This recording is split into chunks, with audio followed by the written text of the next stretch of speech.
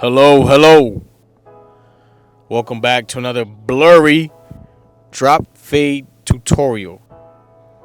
Um, Ain't nothing to it but do it. I'm just making his hair wet right now. Cutting the hairs even. I remember he used to do an 8 guard on top, but he likes to keep it longer. So if your client wants longer than an 8 guard, you gotta do scissors unless you want to whip out the 16 guard that doesn't exist.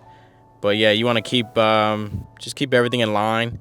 And what I'm about to show you now is the very key to making the top line with the sides. It's like, I forgot, 90-degree cutting, 90-degree angle.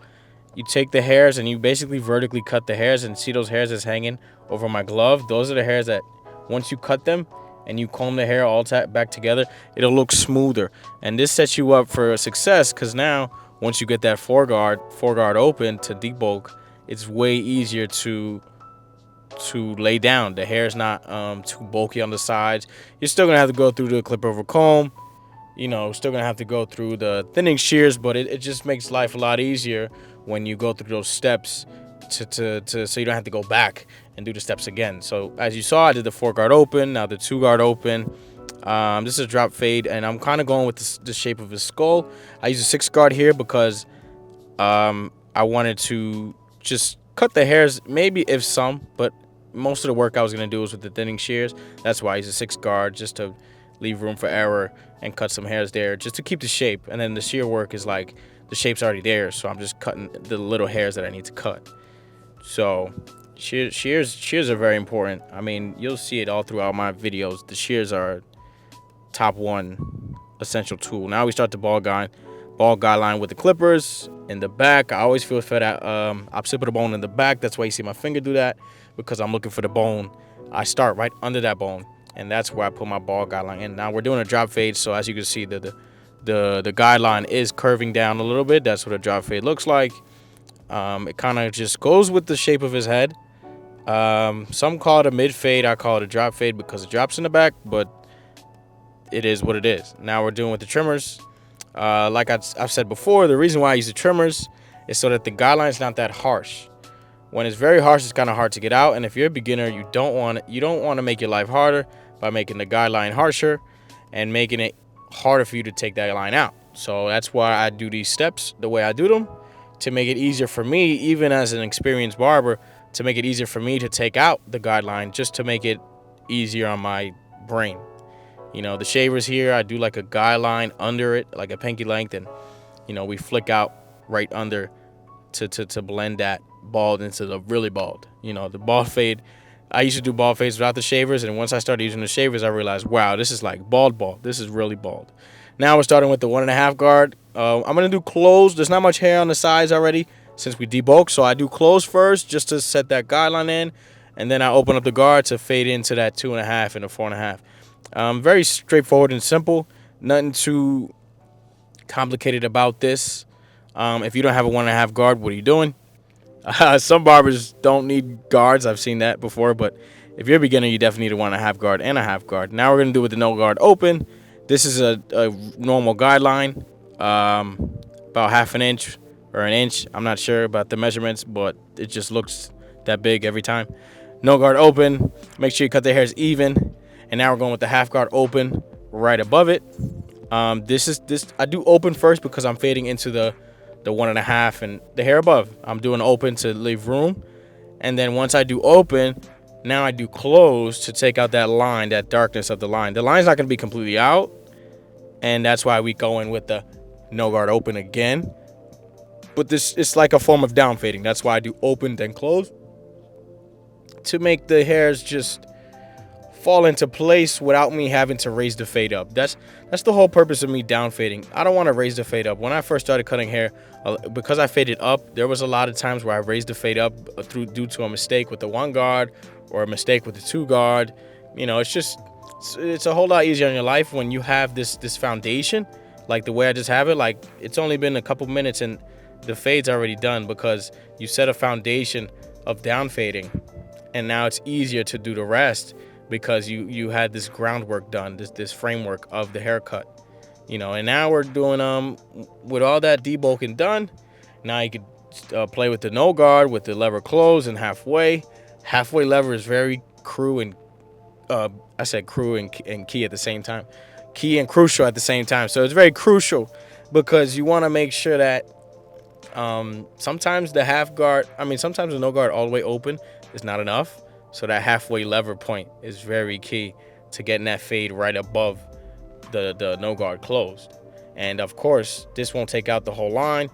As you see, I'm doing detail work with the half guard, but this won't take out the whole line. I'm going to use the trimmers to get that bottom line out and some shavers if needed to be. But this is, yeah, I just passed. Once I do the whole guideline thing, now I kind of see it as detail work. I don't write it as detail work, but my mindset is like, okay, I know what to do.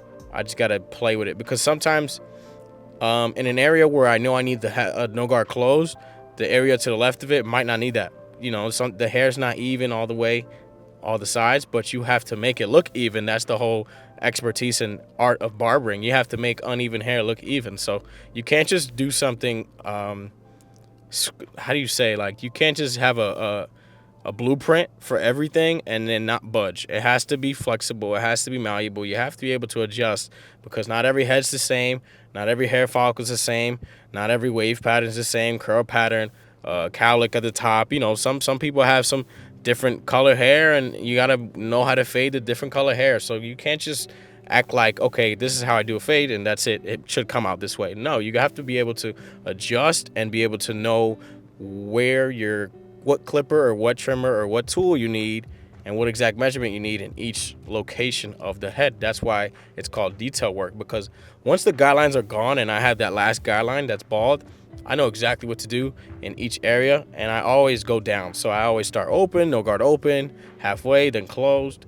It's very simple. Now we're going on to the front hairline. I spray hairspray in there, and I just comb it down. This is real simple as well. I start in the middle, and I go left to right. You want to remember that there's overhanging hairs. So it's never a pushback, especially if your client has long hair. It's been a while. You just trimmed the top with the scissors. It's not a pushback. It's just the overhanging hairs that are supposed to be cut. It kind of makes it more obvious what hairs need to be cut because they'll be like loose in the front. That's where you know you got to do the shape up. Any higher, you're gonna look. You're gonna give your man's a double forehead. You don't want to do that. So this is straightforward. I feel like, in my opinion, the fade is the toughest part. The hairline is not. But at the same time, some common sense isn't common. If you can draw a square, you should be able to do a shape up. I feel like your mother, your father, your grandmother, whoever's lining you up right now that you don't have money and you're at home, whatever, they should be able to do a shape up because it's really just a square. They went to first grade. They know how to write a rectangle, so they should be able to make a rectangle on your head. It's for most people, unless there's nobody that has a square shape up. So every shape up is a rectangular trapezoid. So it's like, oh my goodness, look at the fade. Dang. All right, now we're doing, let me stop. Now we're doing the mustache and the facial hair. I did a 1.5 guard close going down because he wants to trim the mustache down, and I'm trimming that goatee chin patch with I think a 4. I did it with a 4. And so he asked me specifically to make the mustache disconnect. So you're gonna see I'm gonna disconnect those hairs, and I'm also gonna disconnect the chin from the lip. He doesn't want that connection. So yeah, you got to do what the client wants. Don't just assume always ask your client what he wants. Sometimes, in the past I've assumed things and they're like, oh man, like I didn't want it like that. Or, have you ever seen a video? There's a viral video of a dude shaving dude's mustache, and he was like, yo, I told you to keep the mustache. He looks pissed off. Like, you got to be a good barber. The fade could be perfect, but if you didn't ask your client what he wants, the haircut's terrible because you didn't do what he wanted. So you got to be able to do what he wants and ask him the right questions so that you know what he wants. Don't leave anything open-ended. Ask the right questions so that you don't mess up. And if you do mess up according to them, it's on them because they said the wrong thing. But even then, if they said the wrong thing, you should ask more questions for clarification. Now watch me check the fade. This is my boy. I'll be messing around sometimes. Bang, bang, bang, bang, boom, boom, boom. Look, man, he came in looking wild. Not that crazy. He came in looking crazy, boom. Gee, my good. Nah, this looks crazy. Both sides. Both sides look crazy. Thank you for watching. I appreciate your support. Send this to your barber friends, your non-barber friends. Have a good one. Be safe.